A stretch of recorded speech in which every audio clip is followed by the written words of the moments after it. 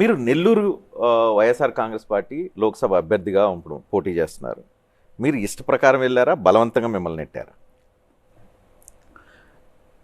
మొట్టమొదటి నుంచి కూడా జగన్మోహన్ రెడ్డి గారు ఏ ఆదేశాలు ఇస్తే ఆ ఆదేశాలను తూచా తప్పకుండా పాటిస్తూ వచ్చాను. ఆయన రాజ్యసభకు పొమ్మన్నారు, రాజ్యసభకు వెళ్ళాను. ఇప్పుడు లోక్సభకు వెళ్ళమంటున్నారు, నేను లోక్సభకు వెళ్తా ఉన్నాను. గతంలో నేను నా మనసులో అనుకున్నది విశాఖపట్నం లోక్సభకి పోటీ చేస్తామన్నటువంటి ఉద్దేశం నాలో ఉండింది. ఎందుకనంటే ఒకానొక సమయంలో ఇంచుమించుగా 10 మంది ఎంపీలు నెల్లూరు ప్రాంతం నుంచే రాష్ట్రంలో ఎన్నికైనటువంటి పరిస్థితి. విశాఖపట్నం నుంచి ఎన్నికై అక్కడే స్థిరపడదామని అనుకున్నాను.